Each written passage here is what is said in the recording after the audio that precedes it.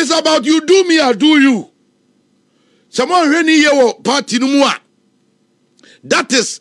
Ebusuafo me mo bibia kwaba de ba GCN page so midin e de adwoa searching mesrew na wa subscribe to my channel me notification bell on so for more news. Ora Tanko a journalist na odini juma ewo Angel FM Kumase na ono e na host political talk show no ewo ho na Ora Tanko e na okase o kire se otonkra edi ama eye Ora Asiedu nketia a oye chairman de ma NDC amayoku no Ora Tanko e kire se opena semiye papa oye ne wofa enti no ontie asema oka no Ora Tanko e kire se eye Ora Asiedu nketia ne style of leadership no enye fe oye autocratic too much adenti na otesa why no so oka obi enke bi na Ora Tanko e kire se so why you wadwen say wo kan obi nka bi udu headquarters NDC headquarters no why wadwen say wo ye penny wo kwa bebia wo penny no end no e ho nso e na obi nso ni position e start inti no wo penny e start e wo mo headquarters no udu parliament house abonten hwa a aboboa no hwa e ho na nso de stop inti minority for no ho e no mo nso e wo mutumi inti sometimes we take a decision be na say we ka say jaya ese wuja because ensa we ko na ense we aba na omu ina be shem e de ayadwuma nti wonko awutumi dictate e ma wo bisa na de nti a Ora Tanko e ka say na say o kire say eye minority for aba omo koto ye omo ato e de ama eye his excellency na Ora Tanko Akufo-Addo ne appointees no eye you do me I do you man no go vex touch me I touch you man no go vex o kire say NDC for omo sheda because Ora Asiedu nketia e na Ora Fifi kwati wa appoint him wo koto mo so aba mo be ye mpanifo pe e na modu mo ani kire mo parliament house ekoyi honorable Muntaka e na Ora Haruna Idrusu ono e na wo ye minority omo leader Ora Muntaka so ka ho na se nkrofo we nso no hwem a NDC omu di mu atintimam pa titrupa ni zongo communities no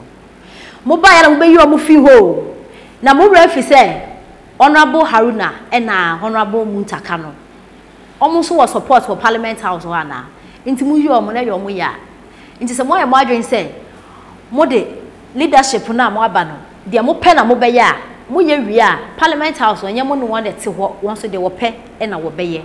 nti no Ora Tanko eche so Ora Asiedu nketia ye steady na de we a wo si ye wo leadership no enye fe na dofo ansa na meka mebo ensema Ora Tanko e kan na se wo beti ensema Ora Tanko e kan no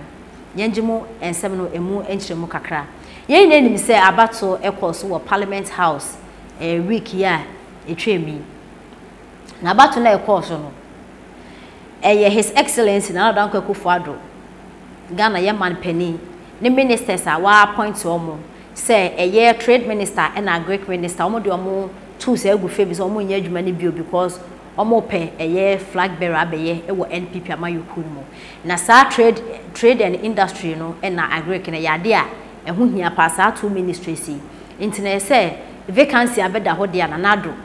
otimi e fa nkrofo de omo hjem na his excellency na Ora Tanko Akufo-Addo Ghana ye man penny or appointed Ora Katie Hammond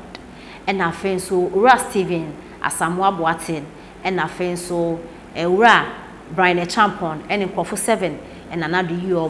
na another year we and san say ono going to me fani to me appoint or man say approve your mutiness say parliament house no mo to so omo so aba na do fe nim say 2020 e to aba ne wie no ene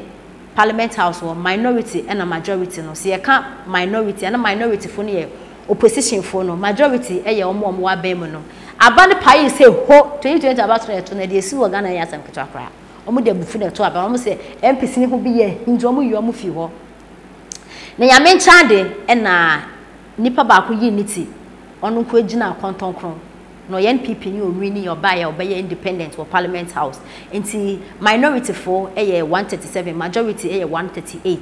na ba ni sa no one pekra no enhye dan ya yi bia sa enti se bibi kra na do pese ode ba minority for no Ora Asiedu nketem no mu tugu minority for asoma mo mpene enti ama na parliament house ho ntena ya pa na nanado e kan say oyi minister here so omo so abi na NDC fo say omo akasa na already no mo aka say his excellency na dan kwakufu ado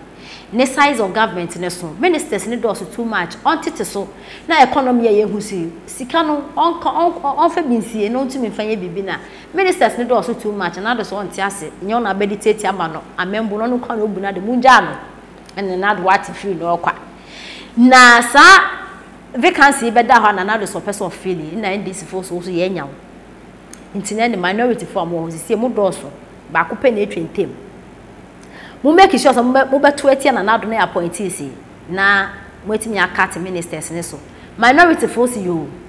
wakoto aba na watumi ato aba no ama na do na appointees ne 7 na omo approve omo ne na wotwe ye etwem na wotwe ye wo bi NDC 40 omo eti kokuma omo adwa omo edo and radio so na TV so wona wo brundua wona wo and wada ma appear studio abedina camera mu ayiza minority force omo sebio omo ntale me bon omo ye nkurasefo minority for na watwe abasi nko omo ehu ama ne papa ene yasem keto akora ene NDC for mpanifo ene philosopher so kwache Twitter won Twitter page na okuja to black kwan so etro no man penda da John Dramani Muhammad so tro on Facebook page so why you disappointed that they are there ene ranting do omo ranting di ankasa e wo internet no so ene radio so na TV so na ne no ra tanko say de mo ye omo no e wo parliament house a mu take decision a mo de koya nko mo se munya botara mo akasa mo de mu ntumi yi omo fi ho no se mo wotumi wo headquarters parliament house de mo ni tumi wo ho until you do me I do you man no go vex yenti ensem a ura tanko e de etudwa. Now the NDC is crying. Say sa letter ya the general secretary de baye to me and needless. The letter general secretary kotre ya or katre NDC polling station executives whoever say MPs no nyina no ye nto abantia wo mo no hefo bi na ndo go parliament hefo mo ba so fresh as go dey go parliament wo unless you tell me you know sir numbers are ekoto abano edi etia in the KTM 17 NDC MPs toy in the other way 30 Brian Tampon 30 MPs 10 15 there unless you tell me say you know those MPs who they use Brian Tampon there no and then do that to 30 MPs and defy the orders of the party. Unless you tell me you know those 30 MPs are defy the orders of the party ekoto abano edema NPP nominees no. It is about you do me, I do you. Someone really here party no more. That is the whole. Some George came out. There are a number of them. You mentioned a lot of them came out. A lot of them spoke. Say, no, the leadership, no. You have every right. Some of us are the leadership of the house, but you don't do it in isolation. Some George went ahead and said, say, even a headmaster can't sit in his head office and appoint a head of class captain. Negotiation goes on our classroom for the class to have their say, and Sana, class captain, are appointed. Until the leadership can't sit up there. On headquarters, not only dictate solely for the MPs. Leadership no antie Miami wafa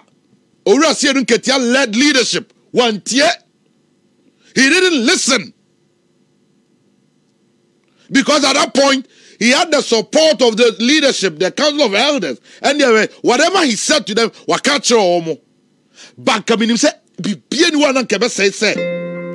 oni parliament NDC MPs ni bedin komo amasa they showed power. Omu yusu power authority yes yeah